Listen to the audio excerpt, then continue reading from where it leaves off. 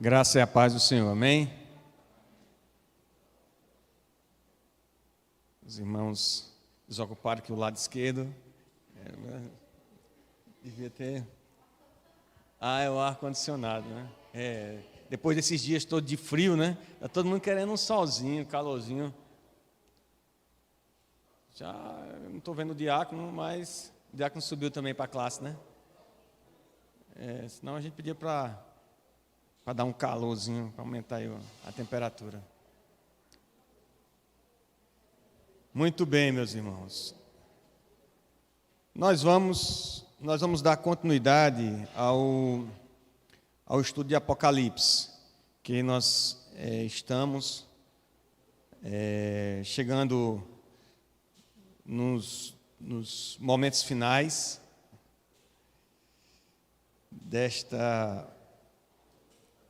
da palavra de revelação em Apocalipse. Nós estamos no capítulo 15.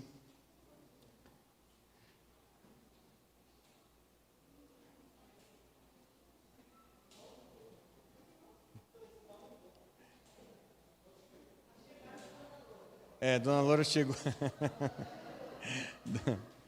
Dona Loura chegou, aí nós estamos adaptando aqui a estrutura do... Muito bem.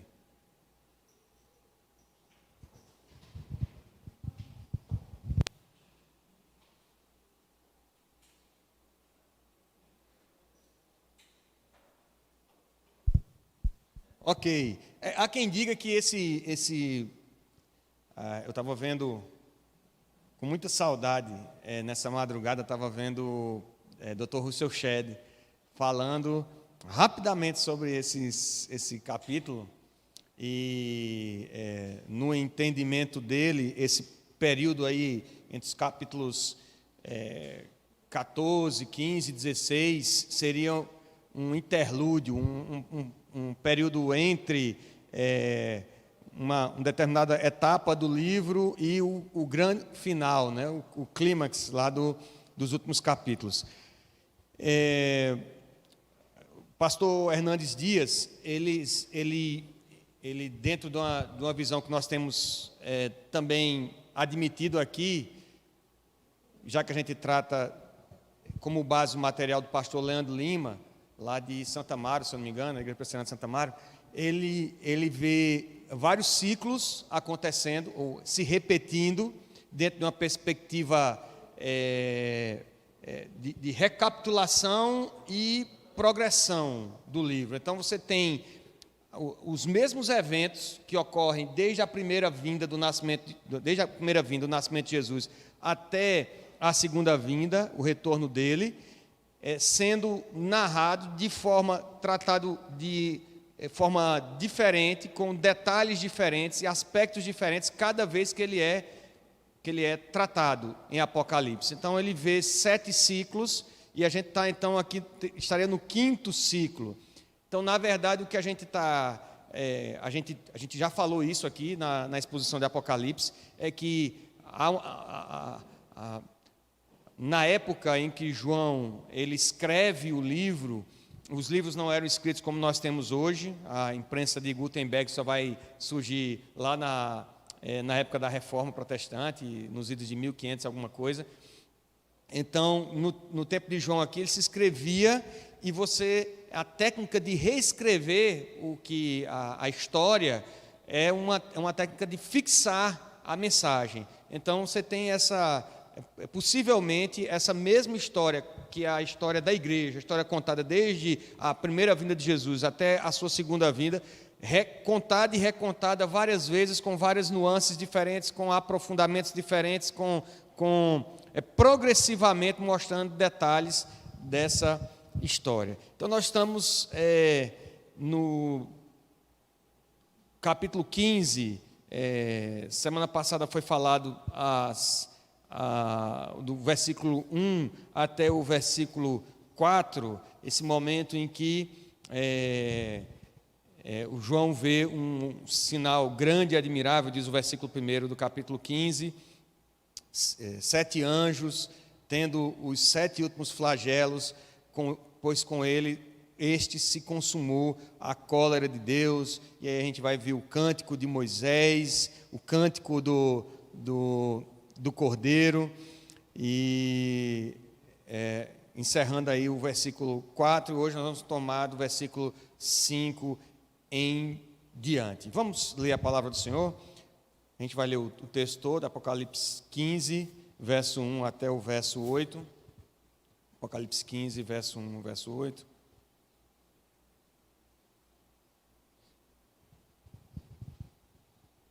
Eu tinha um dilema muito grande quando eu comecei a preparar a aula, que nós temos só 4 versículos, e eu achava muito pouco para a gente usar na aula.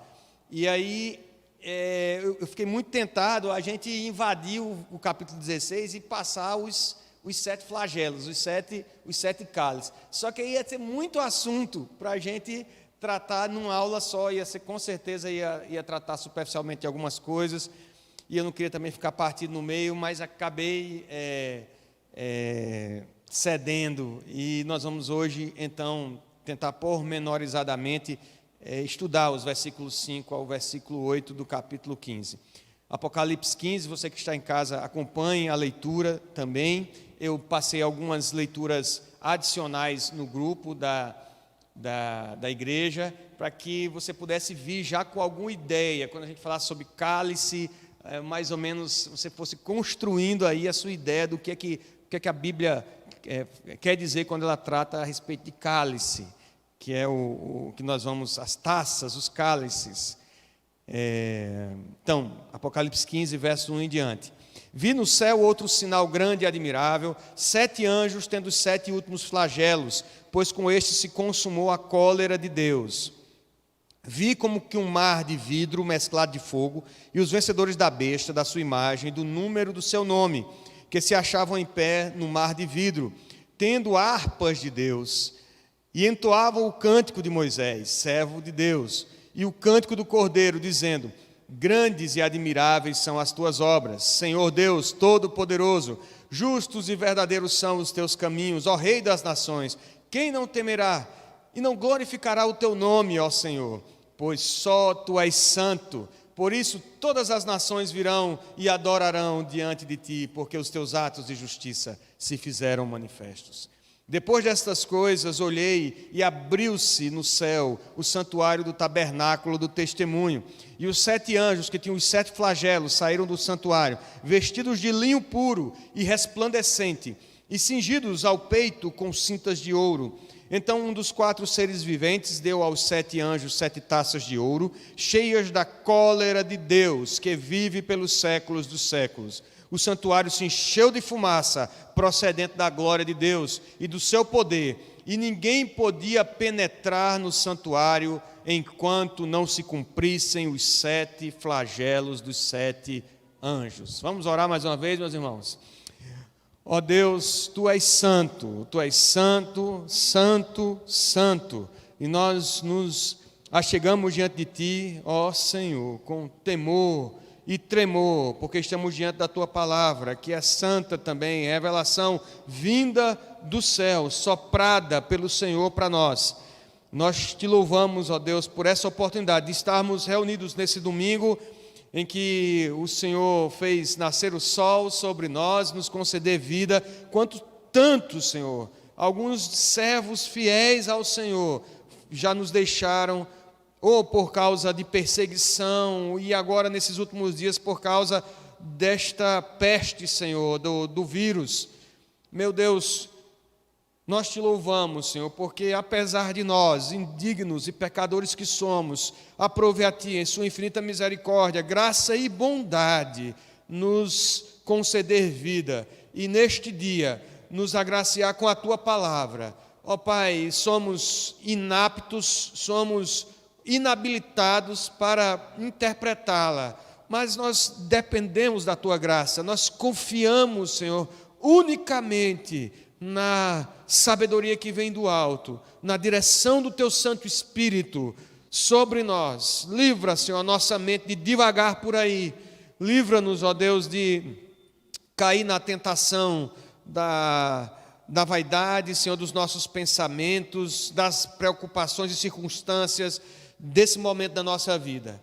E nos dá a graça, Senhor, de sermos visitados pelo Teu Santo Espírito através da Tua palavra, de sermos ministrados por Ti, de aprendermos em temor e renovarmos a nossa esperança da glória, esperança de vida eterna, esperança que transforma, esperança que nos move em pregação e testemunho, esperança, Senhor, que é a nossa certeza da vitória sobre a morte, sobre o vírus, sobre o mundo, sobre o pecado, sobre o diabo e seus demônios. Nós Te louvamos, ó Deus, nós Te agradecemos, rogando a Tua direção, não somente sobre nós, Senhor, que estamos aqui, esse pequenino rebanho, mas aonde a Tua palavra está sendo ministrada nessa manhã. Fortalece a Tua igreja, Senhor, fortalece o Teu povo nesses últimos dias, para a glória do Teu santo nome, para a honra e glória do Santo, que vive e reina pelos séculos dos séculos, o Senhor nosso Deus. Assim Te oramos em nome, na pessoa de Jesus. Amém. Bom, meus amados, então, algumas similaridades aqui nós temos que já trazer, né? Quando a gente fala de 7 taças, eu acho que inevitavelmente a gente lembra das 7 trombetas, lá que nós estivemos estudando, Apocalipse 9, 8 e 9, em que há João vê quando o Cordeiro abre o selo, e no 7º selo nós temos a anunciação e o aparecimento da figura de anjos e trombetas, 7 anjos com 7 trombetas, possivelmente sejam os mesmos anjos aqui de que João está recapitulando. Lembra a história dos ciclos, ele está revendo a história, está mostrando novamente a história da igreja, da primeira até a segunda vinda de Jesus, e agora trazendo detalhes sobre o que nós conhecemos como o juízo final. Lá nas trombetas nós tínhamos um juízo, vamos dizer assim, parcial sobre a terra e sobre os ímpios, aparentemente numa expectativa de arrependimento do ímpio. Lembra lá que o anjo, vocês voltarem aí Apocalipse capítulo 8, vocês vão ver que o primeiro anjo toca a trombeta, aí houve saraivada e de fogo, uma mistura de sangue, e a terça parte da terra foi queimada, as árvores e toda a erva verde. Depois o segundo anjo toca a trombeta, a grande montanha ardendo, ela cai sobre o mar, e a terça parte dos seres viventes ali da vida marinha e do mar morre. Depois o terceiro toca a trombeta, cai um astro do céu, cai do céu um fogo ou uma rocha, uma tocha cai do céu, e ela toca nas águas, e a terça parte das águas ficam impróprias para uso, e assim vai. E na quarta trombeta, a terça parte da lua, das estrelas, e veja que parcialmente, há uma parcial destruição. E depois a gente vai ver a figura dos escorpiões e tal, sobre os ímpios, e eles buscam a morte e não encontram, não há uma destruição total. Mas se você chegar lá no finalzinho da sexta trombeta, no capítulo 9, perceba que a conclusão da visão, antes de chegar na 7ª trombeta que João tem, é que, versículo 20, os outros homens, aqueles que não foram mortos por esses flagelos, não se arrependeram das obras das suas mãos, deixando de adorar os demônios e os ídolos de ouro, de prata, de cobre, de pedra, de pau, que nem podem ver, nem ouvir, nem andar, nem ainda se arrependeram dos seus assassinos, nem das suas feitiçarias, nem da sua prostituição, nem dos seus frutos. Ainda que haja a mão de Deus pesando com juízo e uma porção de misericórdia sobre a humanidade, sobre a sua criação, para que essa criação se arrependa e volte-se para Deus, ainda assim o homem continua se tornando rebelde diante de Deus. O homem não atende. A gente pode ter essa pandemia, pode ter uma pandemia maior ainda, pode ter uma pandemia que destrua o terço da humanidade, a metade da humanidade, mas ainda assim os homens vão se voltar para as suas questões de imoralidade, de rebeldia diante de Deus. Especialmente esses últimos dias, nós fomos, no meio de toda essa situação de pandemia, nós fomos bombardeados pela questão do homossexualismo muito latente, muito evidente, como sendo uma propaganda insistente da mídia e do mundo, para que a gente aceite essas coisas como sendo um padrão natural e normal para o homem, ainda que devamos ter uma atitude de misericórdia e compaixão para com aqueles que sofrem. Nós não podemos aceitar os nossos jovens, os nossos adolescentes, a nossa geração não pode aceitar essas coisas como sendo uma resposta natural do crente, do homem cristão, do caráter cristão a essa realidade de pandemia. Mas a verdade é que, ainda que a mão de Deus pese, ainda com mais força sobre o homem, sobre a humanidade, a resposta dele não vai ser arrependimento, porque nós estamos caminhando para o fim. E agora, com as taças, é chegado o fim. Deus não visita mais em parte com a sua ira a humanidade, Ele não destrói mais em parte o homem aguardando ou na expectativa de que o homem se arrependa. Ele agora vai trazer a destruição final sobre a humanidade, sobre o ímpio. E é isso que os flagelos vão representar, essa ira completa de Deus, a expressão da justiça de Deus de forma plena, sem misericórdia agora, porque acabou o tempo da misericórdia. Então, as trombetas e as taças têm certa relação, sim, mas as taças agora, dentro dessa perspectiva de recapitulação e progressividade na revelação, as taças trazem essa perspectiva de um juízo final, de um ponto final na história. O pano de fundo, na realidade, dessa nossa linha, nossa timeline aí, nossa linha cronológica, o pano de fundo continua sendo o Velho Testamento, especialmente o Êxodo. Veja, nós temos, apesar de que nós não temos 10 pragas, como no Egito, mas nós vamos ter um pano de fundo semelhante. Ali havia a perseguição de Faraó contra o povo de Israel, e o povo de Israel fugindo, Deus providenciando a libertação, e muitos ali sendo martirizados no Egito. Aqui nós temos uma situação, encarando isso como uma metáfora desse pano de fundo do Êxodo, o sofrimento da igreja sob perseguição também, mostrando que o caminho do testemunho pode implicar em martírio, mas que Deus não deixará impune o perverso, assim como Deus não deixou impune a Faraó e o Egito. O povo clamava ao Senhor, esperava a redenção, e no momento escolhido por Deus, Deus trouxe a redenção, Deus trouxe a libertação do povo e o juízo sobre Faraó e seus exércitos. A perspectiva aqui é mais ou menos a mesma lá do Egito. Então, Deus traz a sua justiça em pleno cumprimento ao derramar a sua ira sobre o perverso, né? Sem estudar Apocalipse, a gente pode chegar a cair na tentação de achar que Deus seja injusto ou exagerado em destruir a humanidade, em condenar o perverso.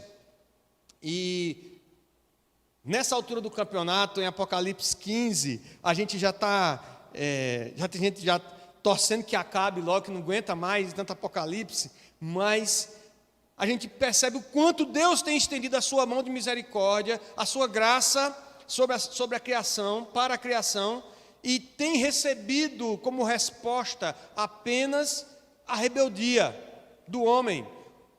O dragão, ele surge, ele dá os seus poderes à besta, ao anticristo, e ele se insurge procurando tragar a igreja. Lembra da história, acho que é Apocalipse 12, e ele tenta destruir a igreja, destruir o povo, e aqueles que têm a marca da besta na testa, eles seguem a figura da besta e do dragão e fazem a vontade do diabo, e Deus tem manifestado a sua misericórdia, ainda manifestado a sua misericórdia, mas agora é o momento de completar, de cumprir a justiça de Deus. O santo, o justo, dará a paga, a recompensa, o castigo por essa rebelião, pela a desobediência do homem, pela a rebeldia do diabo e dos seus demônios. Então nós temos aqui a visão da igreja, a igreja que foi perseguida, agora está no céu. Perceba que a visão começa lá no céu. Vi no céu outro sinal grande e admirável, 7 anjos com os 7 últimos flagelos, pois com esse se consumou a cólera de Deus. Versículo 2, lá no céu ele vê isso, como que um mar de vidro mesclado de fogo, os vencedores da besta, da sua imagem e do número do seu nome, que se achavam em pé no mar de vidro, tendo harpas de Deus, entoavam o cântico de Moisés, servo de Deus, e o cântico do Cordeiro, dizendo, e aí tem um cântico, perceba que aqui há aqueles que foram perseguidos pelo dragão, aqueles que foram mortos por causa do Evangelho, mas que venceram, porque a morte não o que parece para o diabo uma vitória, para nós é uma derrota dele, é uma vitória nossa. Esses que foram martirizados, que venceram a perseguição, estão adorando a Deus, adorando com cânticos aquele que é digno. E há 2 coisas aqui que eu queria pontuar. A primeira, para a gente terminar essa parte introdutória, a primeira é que se você não gosta de cantar, se você não gosta de louvar, é melhor você ir se acostumando, porque me parece que no céu tem música, e muita. E onde você corre em Apocalipse, onde tem louvor e adoração a Deus, tem música. Tem gente que tem anjo cantando, tem igreja louvando e adorando, e aqui há um outro louvor também aqui, celestial. Ele fala do cântico de Moisés, servo de Deus, e o cântico do Cordeiro, dizendo, aqui mais uma vez essa relação com o Êxodo, quando o povo consegue escapar da perseguição de Faraó, que o mar se fecha sobre o exército egípcio, o que o povo faz do lado de lá? Ele louva a Deus, ele glorifica a Deus, ele canta ao Senhor. Olha, Faraó foi subjugado, morreu, né?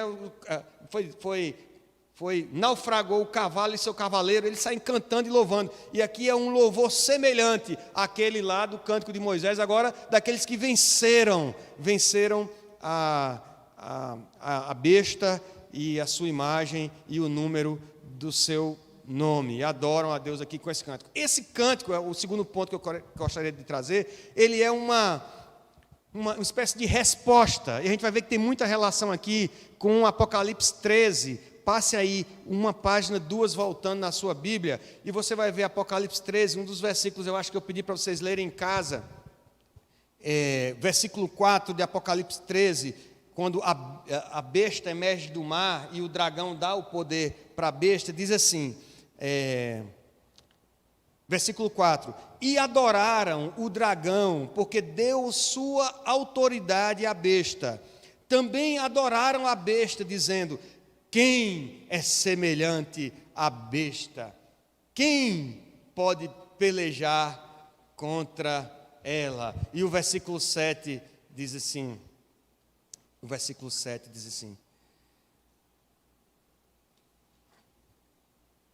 foi-lhe dado também que pelejasse contra os santos e os vencessem. Deu-se-lhe ainda autoridade sobre cada tribo, povo, língua e nação. Agora, veja o teor do cântico que esses que morreram pela perseguição e foram martirizados estão cantando lá nesse mar de vidro, glorificando a Deus. Eles dizem assim, grandes e admiráveis são as tuas obras, Senhor Deus Todo-Poderoso. Ele não tem fim o seu poder. Justos e verdadeiros são os teus caminhos, ó Rei das nações. Se a pergunta lá é, quem poderá com a besta? Quem é que pode pelejar contra ela? Quem é semelhante a ti? Os santos cantam na presença de Deus.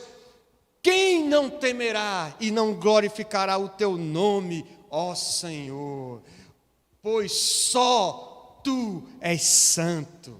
E aí, se a autoridade da besta está sobre todas as nações e reinos, agora os santos cantam assim: por isso todas as nações virão e adorarão diante de Ti, porque os Teus atos de justiça se fizeram manifestos. Agora, Deus manifesta plenamente a sua justiça em resposta à autoridade da besta, que se insurge e que os seus seguidores começam a perseguir a igreja e matá-los e martirizá-los. Agora, a igreja gloriosa no céu louva ao Senhor, dizendo: quem é como o Senhor? Não há Deus como Ele, só Tu és santo, e todas as nações virão e adorarão diante de Ti, porque os Teus atos de justiça se fizeram manifestos. Não é hora mais de pregar, não é hora mais de usar de misericórdia, é hora de Deus mostrar à besta e aos seus seguidores a sua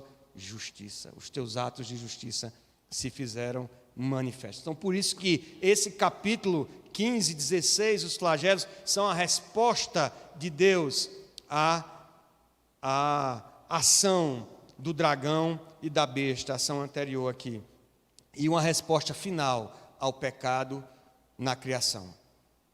Vamos lá, então vamos entrando agora no versículo 5, aí o texto que nós lemos, Apocalipse 13, 4, e adorarão o dragão, porque deu a sua autoridade à besta, e dizendo: quem é semelhante à besta, quem pode pelejar contra ela. Entrando no versículo 5 diante, propriamente o assunto da nossa aula, nós começamos agora com uma outra visão, uma visão do tabernáculo. Eita, maravilha. O tabernáculo do testemunho celeste. Não sei se em casa está muito pequeno para ver, mas temos então aqui no versículo 5, diz a palavra do Senhor: depois dessas coisas olhei, e abriu-se no céu o santuário do tabernáculo do testemunho.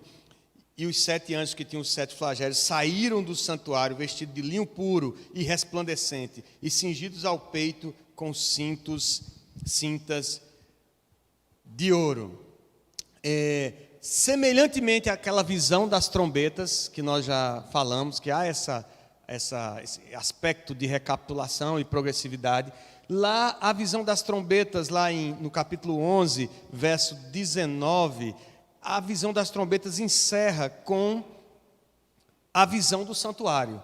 Abriu-se então o santuário de Deus que se acha no céu, e foi vista a arca da aliança no seu santuário, e sobrevieram relâmpagos, vozes, trovões, terremotos e grande saraivada. A aparição da figura da arca da aliança, do testemunho. A arca da aliança guarda as tábuas da lei, né? Pela palavra no Antigo Testamento, a arca da aliança ela guardava o maná, a vara de Arão e o testemunho, os 10 mandamentos. E aqui ele aparece novamente, não no final, mas no começo da revelação das 7 taças cheias da cólera do Senhor. Então, as taças iniciam com essa visão do santuário. E aqui a ideia parece ser que os mandamentos do Senhor, a palavra do Senhor legitima a justiça que está sendo imposta. A justiça que está sendo aplicada não é uma justiça arbitrária, não é uma decisão de um Deus déspota e que simplesmente quer castigar um povo, mas ela está pautada no santuário, na sua santidade, mas sobretudo nos seus mandamentos, na sua palavra revelada, na sua palavra, nos seus mandamentos. Então, elas finalizam a visão da trombeta, a revelação desses mandamentos, desse santuário, e aqui nos flagelos, nas 7 taças, elas iniciam com essa visão, a visão do santuário. Os mandamentos, então, os mandamentos de Deus legitimam o juízo. Em Êxodo 25, verso 8 ao verso 10, acho que eu deixei separado aqui, Êxodo 25, verso 8 verso 10, até o verso 10, Deus dá ordem para que o povo construa esse tabernáculo. O tabernáculo era essa tenda em que as pessoas montavam e colocavam as cortinas, as colunas e paravam em determinados momentos no deserto para adorar a Deus, e tinham as suas áreas, as suas seções no próprio tabernáculo, e tinha um local lá que era o santuário, o Santo dos Santos, que o sacerdote não entrava comumente, mas uma vez só por ano ele entrava ali e ele adorava a Deus, e ele intercedia pelo povo e recebia também a orientação de Deus. Era lá que estava a Arca da Aliança com os mandamentos do Senhor, com as tábuas da lei dentro. E em Êxodo 25, verso 8 a 10, então Moisés recebe a orientação para construir esse santuário. E me farão um santuário para que eu possa habitar no meio deles, segundo tudo o que eu te mostrar, para modelo do tabernáculo e para modelo dos seus móveis, assim mesmo o fareis.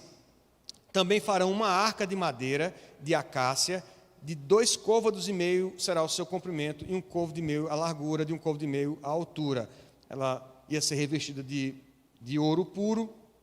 E lá no versículo 16 ele diz: e porás na arca o testemunho que eu te darei. O testemunho, a lei de Deus que foi dada a Moisés. Bom, para o ímpio, essa visão que nós temos aqui do santuário, volta lá para Apocalipse, a visão do santuário é uma visão terrível, uma visão de juízo, porque eles vão ser julgados segundo esse mandamento, que o mundo diz hoje que está ultrapassado, que é uma coisa que é cultural, que não deve ser seguida, que não deve ser observada, que não deve ser obedecida. É por esses mandamentos que Deus irá julgar, trazer a sua justiça e a condenação para o ímpio. Então, para o ímpio, essa régua que Deus está usando na sua revelação e na revelação da sua justiça plena é sinal de destruição. Não vai conduzir a martírio a não ser a eterna destruição. Mas para os que creem, para a igreja gloriosa que está lá no mar de vidro, lá no céu, e para os que ficarem aqui, que passarem pela perseguição, os que ficarem no dia da redenção, essa régua, a visão do santuário, da lei do Senhor, dos mandamentos de Deus, elas com certeza são a certeza da nossa salvação. Porque essa justiça, impossível de ser cumprida pelos homens, foi plenamente cumprida pelo Cordeiro. Ela foi cumprida em Cristo Jesus, que derramou o seu sangue precioso, pagando o preço da dívida que nós tínhamos para com essa lei santa, essa lei justa, essa lei boa, que a nossa resposta para ela, inevitável, invariavelmente, era pecado, era desobediência. Por causa de Cristo Jesus, nós olhamos para essa lei e dizemos: estamos salvos. Jesus cumpriu plenamente os requisitos dessa lei. E agora, todos os que procedem de toda língua, povo e nação, pelo sangue de Cristo Jesus, têm a certeza da salvação, da vida eterna, através dele. Então, a imagem do tabernáculo traz aos leitores também uma visão do novo Êxodo. Se lá no Velho Testamento havia esse caminho no deserto, em que o Senhor ia adiante deles, e que os sacerdotes conduziam a arca adiante do povo, naquela peregrinação, do mesmo modo, hoje, essa visão da história da igreja, de erguer os olhos, enxergar essa referência, esse padrão de justiça de Deus, através da sua lei, da sua palavra, é uma visão do novo Êxodo. Aqueles no passado fugiam de Faraó, a igreja foge da perseguição do dragão. Aqueles buscavam uma pátria terrena. Nós olhamos para o céu, onde a geração do novo Êxodo tem chegado vitoriosa. Nós olhamos para o tabernáculo, nós olhamos para o céu, enxergando lá é a nossa perspectiva, a nossa esperança está lá. Então, essa figura do tabernáculo, ela aparece aqui, trazendo essa referência da presença de Deus, mais do que isso, da centralidade da palavra de Deus no julgamento, na medida do juízo e na nossa esperança que temos, não porque conseguimos cumprir essa justiça pelas nossas forças, mas em Cristo Jesus nós vivemos esse êxodo agora de peregrinação para chegar até a terra prometida. Eu estou sem o tablet hoje, de vez em quando eu passo o dedo no papel aqui, eu passo o dedo no papel para passar o papel. Eu ouvi isso, meu Deus. Mas, já fiz umas 3 vezes, botei o dedo em cima aqui. Mas vamos lá. Então, a visão do santuário e do tabernáculo de testemunho.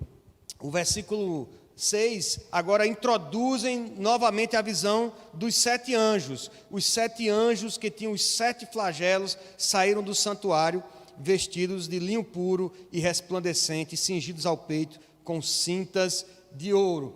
Aqui, primeiro a ideia de que esses anjos eles saem resolutamente, não tem mais, eles saem para cumprir a missão que eles têm que fazer. Eles têm que derramar essas taças da cólera de Deus, dos flagelos, dos últimos 7 flagelos sobre a criação, e eles saem então resolutamente. É a ideia da inevitabilidade do juízo. Mas será que isso aqui de repente pode ser que aconteça ou não aconteça? De repente Deus não vai castigar mesmo, como alguns creem que Deus seria muito mal para castigar o ímpio e colocar um homem que não pediu para nascer no inferno, e o homem vai ficar lá a eternidade lá sofrendo.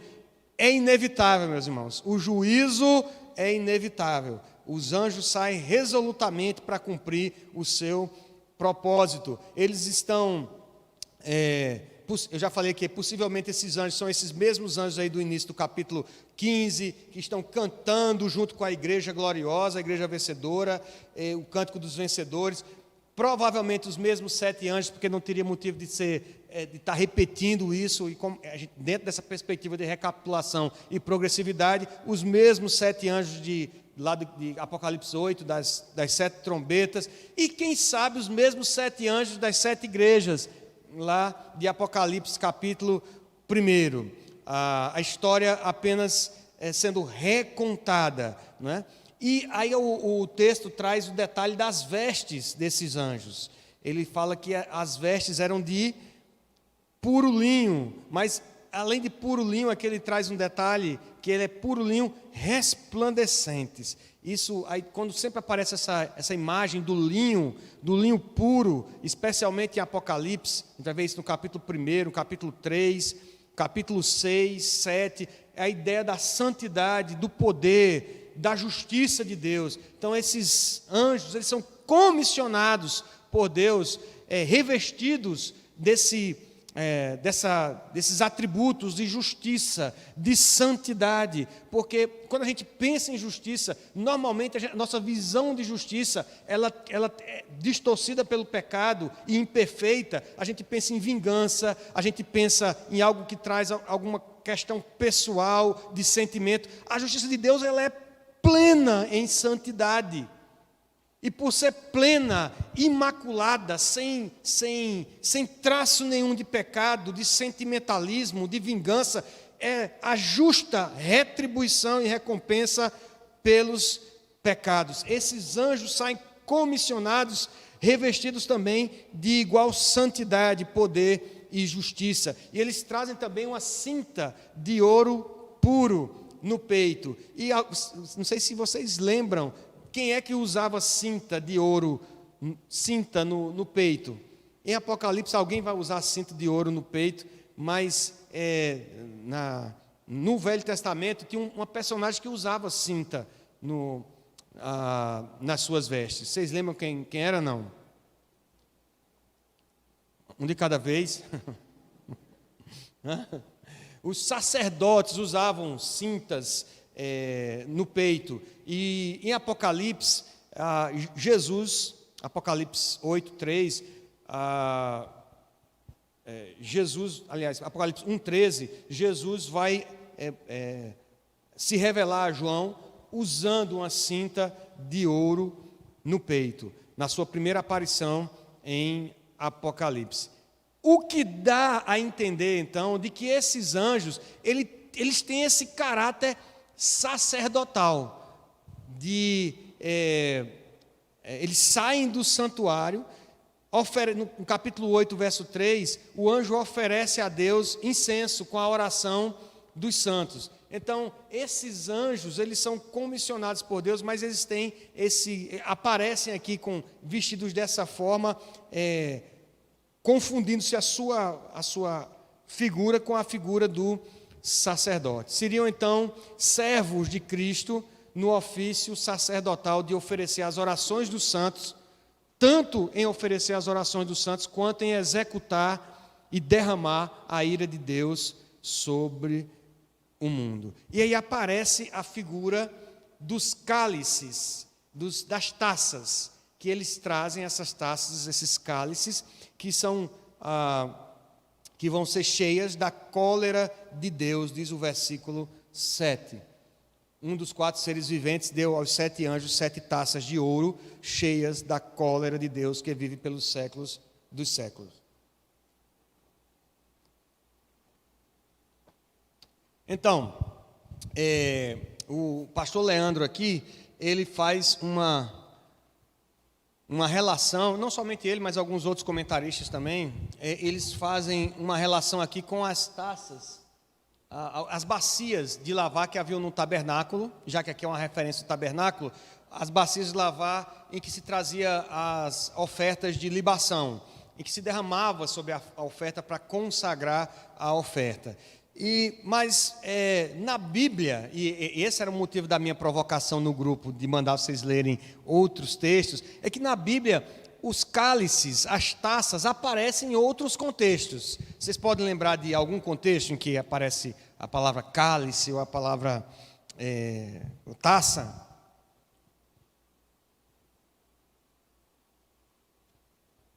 Vamos fazer uma gincana bíblica daquela das crianças aqui com os irmãos na EBD. Vou preparar aqui no meio daqui. Hoje eu não preparei não o questionáriozinho para a gente responder no celular não. Mas o próximo eu vou fazer o questionário. Manda, Edivan. Eita, foi longe. Na festa de Belsazar. O que estava acontecendo lá? Isso. Estava lá Belsazar, aquela orgia, aquela bagunça toda, prostitutos cultuais, aquela coisa toda. E ele mandou trazer as taças, todo o material que era consagrado no tabernáculo. Ele era rei da Babilônia ali, mandou trazer, e aí apareceu o dedo escrevendo na parede. E os meninos não gostam que eu conte essa história em casa, eu acho que eles dormem assombrados, eles ficam com medo. Eu digo, apareceu o dedo, Mene, Jequel, Passim. As meninas ficam, pai, não, pai. Julgado pesado fosses na balança e achado em falta, o teu reino será tirado de ti. Naquele mesmo dia, o Belsazar morreu. É um episódio. Ali, taça, possivelmente, tinha o significado de justiça, de juízo de Deus. Onde mais tem cálice, tem taça na Bíblia? Não tinha nem lembrado dessa. É boa essa, Edvan. Onde mais tem?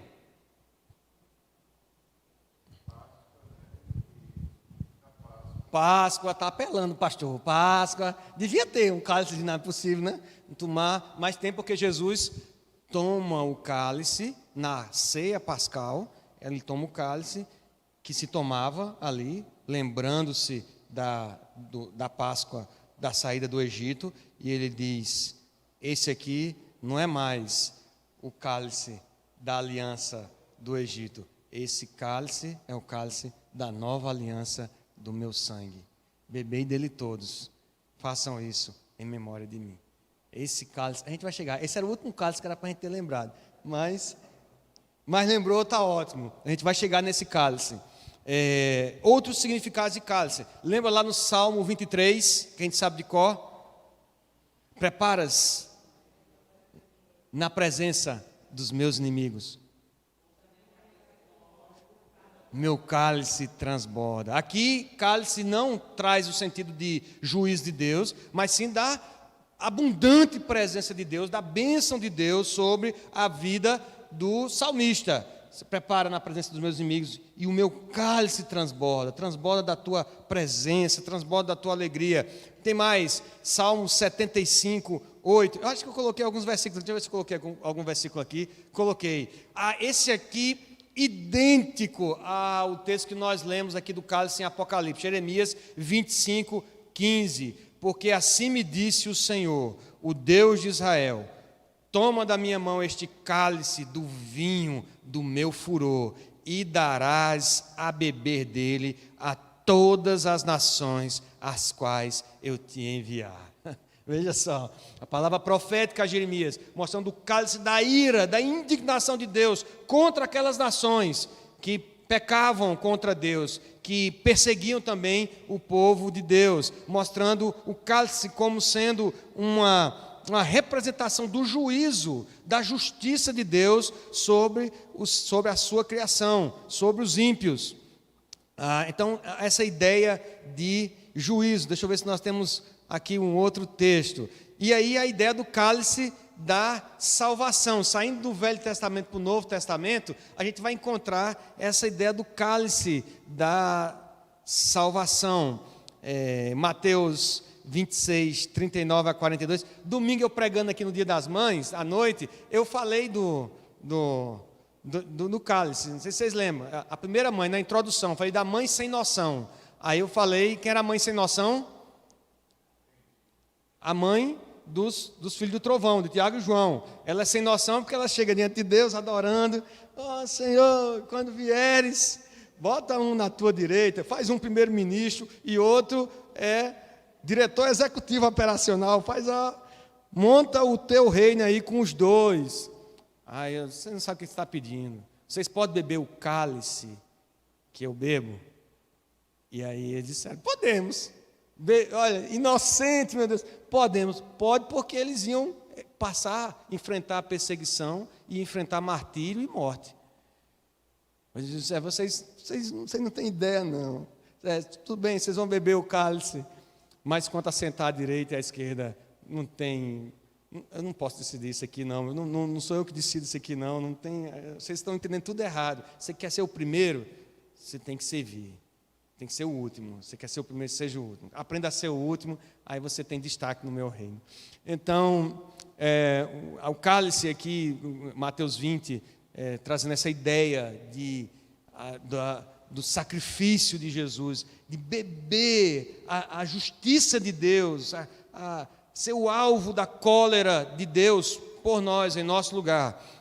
E em Lucas 22, 20, Jesus institui a ceia, dizendo que aquele cálice é o cálice da nova aliança do seu sangue, derramado em favor de muitos. Ele diz isso pouco antes de pedir a Deus para afastar dele o cálice. Lembra no Getsêmani?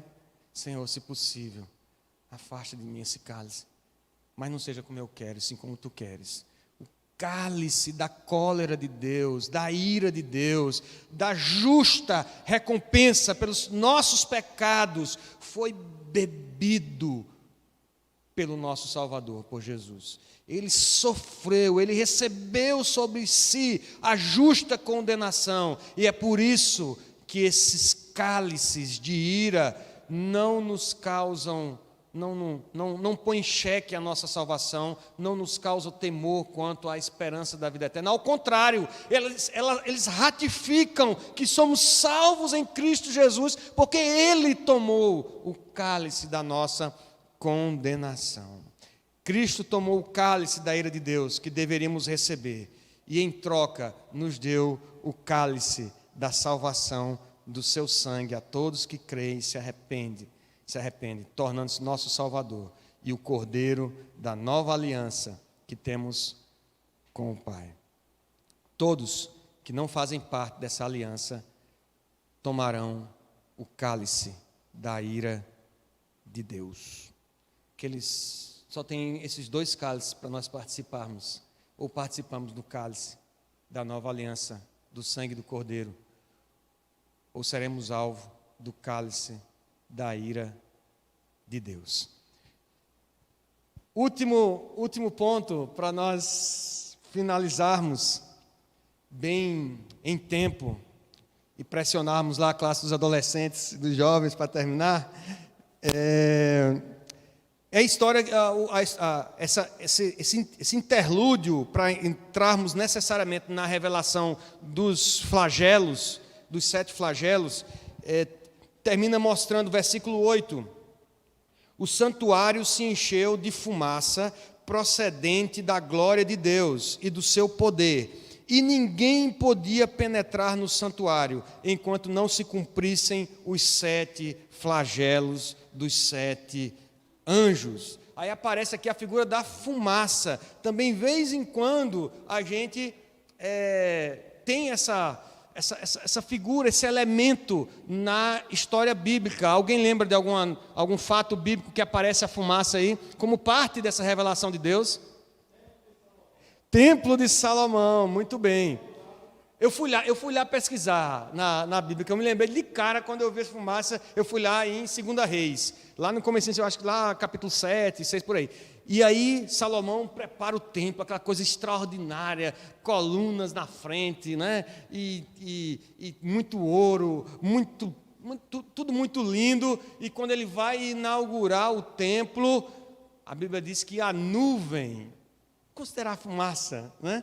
A nuvem do Senhor encheu o lugar. Ninguém podia nem entrar por causa da nuvem, da presença do Senhor. Lembra lá no deserto como é que Deus conduziu o povo? Ele era uma coluna de fogo para que o povo pudesse enxergar durante a escuridão e na noite e tal, aquela coluna maravilhosa, os inimigos, os povos ao redor ficaram tudo maluco com aquilo, meu Deus do céu, aquela coluna de fogo queimando, e era também uma nuvem que na minha limitada interpretação trazia certo refrigério para o povo, que era um deserto.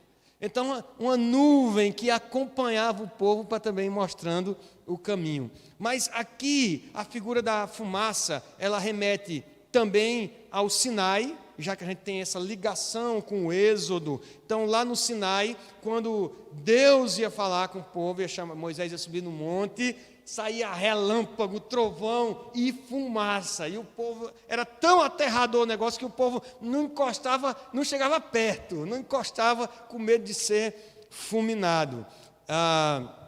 E aqui traz uma significação muito interessante, relevante para nós, é que quando a presença de Deus enchia, quer seja com a nuvem, quer seja com a fumaça, ela enchia o lugar, ninguém entrava, ninguém ousava entrar por causa da glória de Deus, com medo de ser fulminado na hora. Toda vez que, hoje a gente perdeu muito, a igreja dos nossos dias perdeu muito o respeito para com Deus, a reverência para com Deus. Eu não falo de não ministrarmos com alegria e dançarmos na presença de Deus, mas eu falo da forma como nós tratamos Deus, muitas vezes como se fosse até um servo nosso, né? um empregado nosso. Mas o temor e a reverência, ao ver essas manifestações de Deus, era tão grande, né, que as pessoas não chegavam nem perto. E aqui o santuário se enche dessa fumaça procedente da glória de Deus. E ele ainda reitera no versículo 8, dizendo que ninguém podia penetrar no santuário enquanto não se cumprisse os 7 flagelos dos 7 anjos. Ninguém podia adentrar mais no Santo dos Santos. Qual era a necessidade de se dizer isso? Para que a pessoa entrava no santuário? Para que a pessoa entrava no Santo dos Santos? Para que a pessoa entrava no tabernáculo? Para quê? Adorar. O que mais? Apresentar os pecados, interceder pelo povo, trazer os pecados do povo e levar diante de Deus, sacrificar ali, derramar o sangue e pedir o perdão dos pecados do povo.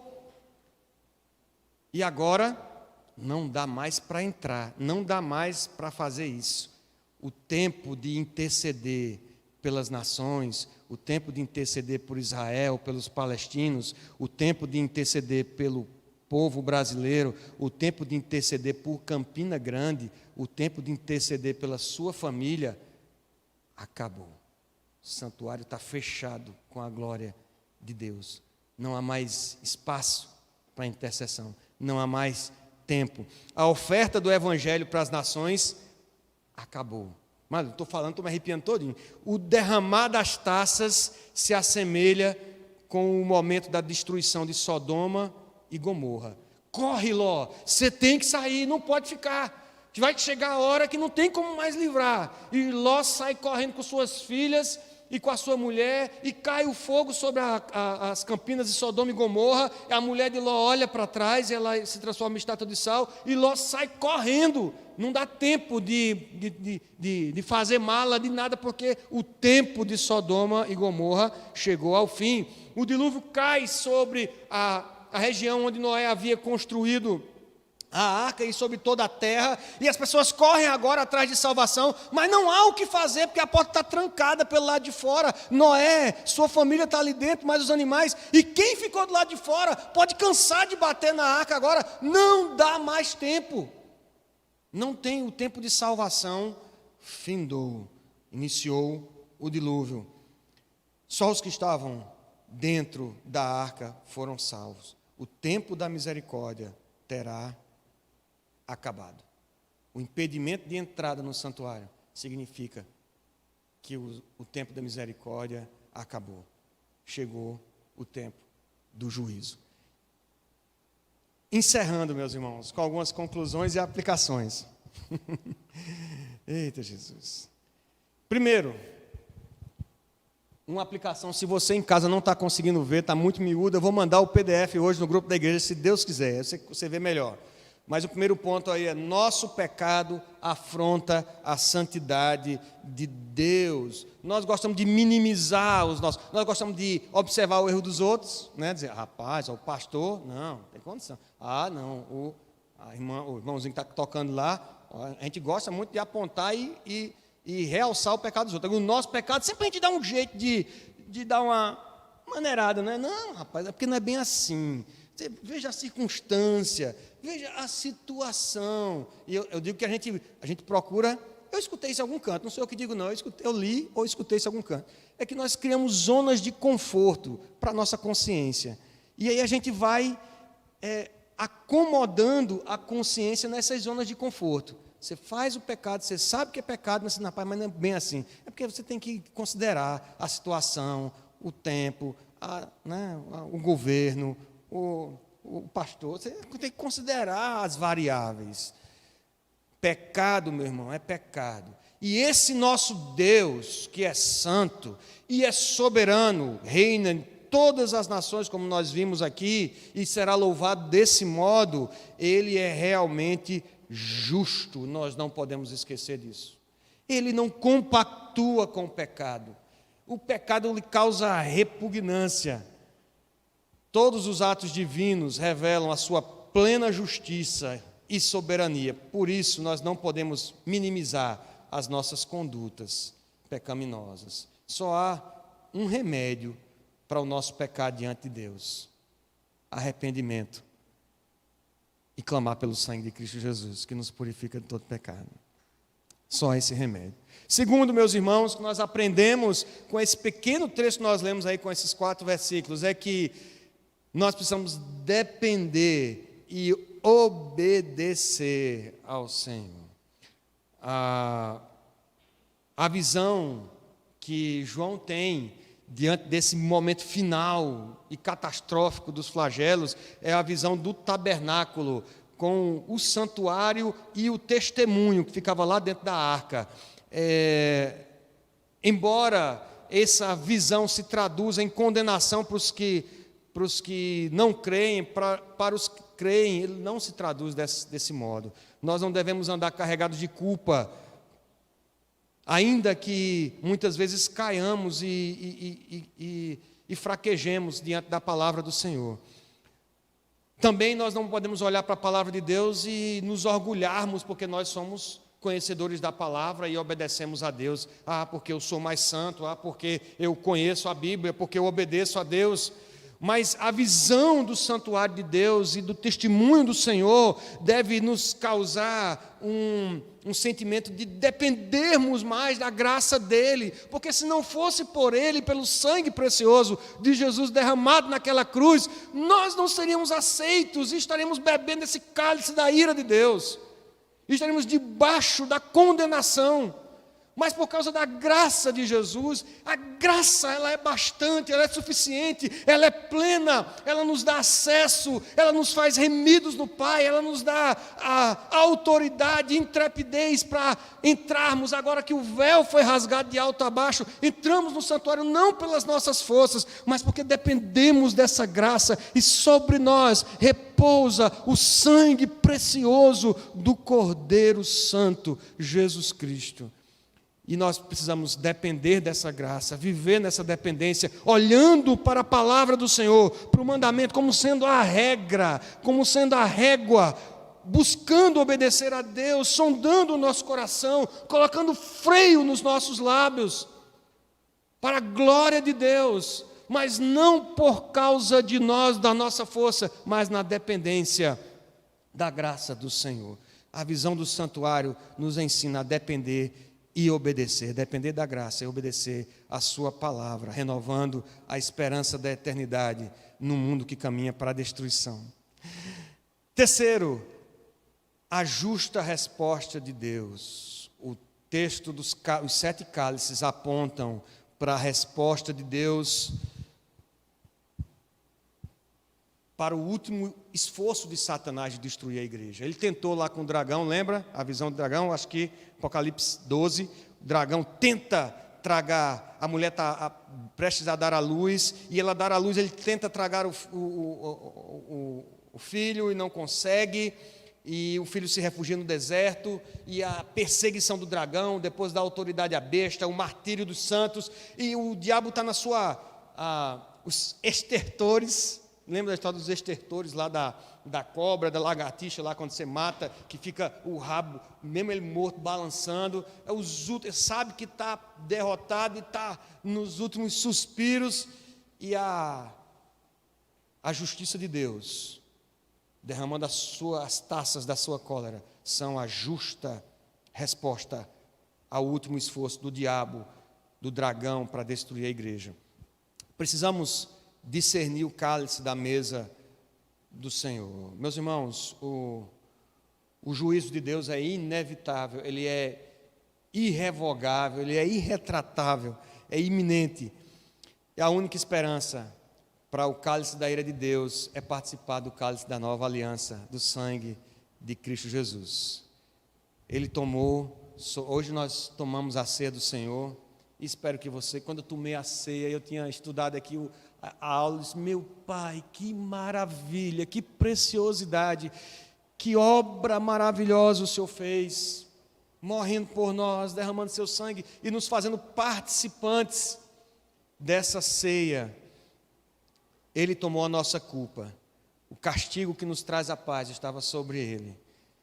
Devemos participar da ceia, não apenas por ser um ritual, não apenas porque você se batizou e agora seu nome está arrolado em alguma igreja evangélica e você agora participa da ceia, mas devemos tomar, lembrando que o cálice da nova aliança é o cálice que nos livra da ira de Deus que nós merecíamos. Tome o cálice com discernimento, estimule seus filhos a fazer a profissão de fé, a participarem da ceia do Senhor. Eles estão aqui no momento da ceia, não por uma questão de falha litúrgica, mas nós fazemos questão que eles vejam e que eles sintam a vontade de perguntar o porquê que nós participamos e por que fazemos isso. Elisa tem 6 anos e ela outro dia perguntou por que é que Esther, que tem 16, a minha filha, ela toma a ceia, e ela não toma. Eu disse, minha filha, porque você precisa de discernimento para participar. A Bíblia diz que para participar, você precisa ter a certeza no seu coração sobre a salvação que só Cristo dá, e Aí você participa, consciente de que Jesus entregou o seu corpo e derramou o seu sangue por nós. Rapaz, o dia seguinte, nesse mesmo dia para frente, essa menina queria demonstrar todo dia que era santa, que estava pronta para tomar, 6 anos. E ela chegava, não, vamos orar para comer. Não, eu oro, você ora.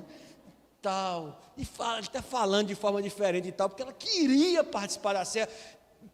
Traga esse tipo de sal para dentro de sua casa, para o testemunho para os adolescentes, para os jovens da nossa igreja, que ainda não fizeram, e ficam meio que receosos de tomar a ceia do Senhor. É para tomar, é ordem de Jesus para tomar, porque isso é um símbolo que nos faz lembrar da nossa redenção, que custou um preço de sangue, e nos livrou da cólera de Deus, dos cálices da cólera de Deus. Então é para participar, é para a gente discernir mesmo um cálice da mesa do Senhor. E por fim, meus irmãos, e eu não consegui terminar antes dos adolescentes, por fim, o que nós devemos fazer como igreja, queridos, sabendo que o tempo de misericórdia chegou ao fim, está chegando ao fim. O tempo de misericórdia e da oferta do Evangelho, da intercessão pelas nações, está chegando ao final.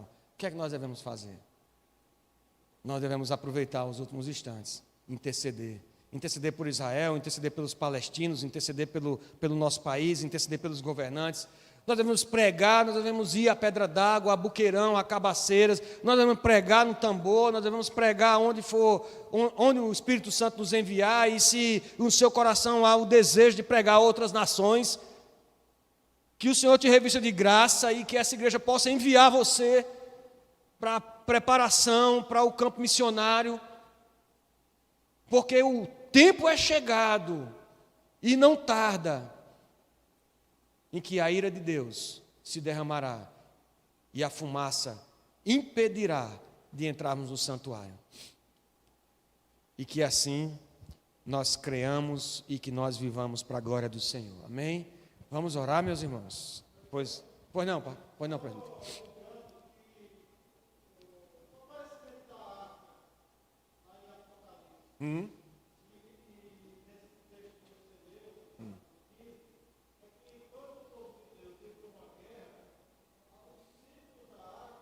Aham.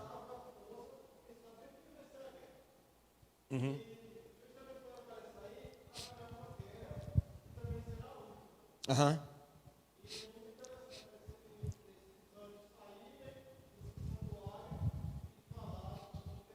Muito bem. Os que estão em casa que não puderam ouvir, o presbítero Edivan está trazendo aqui a lembrança, aqui ajudando, cooperando aqui com a aula, que a arca trazia esse símbolo.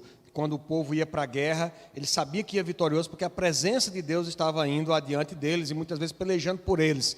E a gente vê aqui, não só aqui, mas anteriormente, nós lemos a figura da arca, tanto nas trombetas, agora nos cálices, mostrando de que nós estamos nos preparando para a batalha e que a vitória nós temos, porque a presença do Senhor está conosco. Amém? Vamos orar, meus irmãos? Oremos.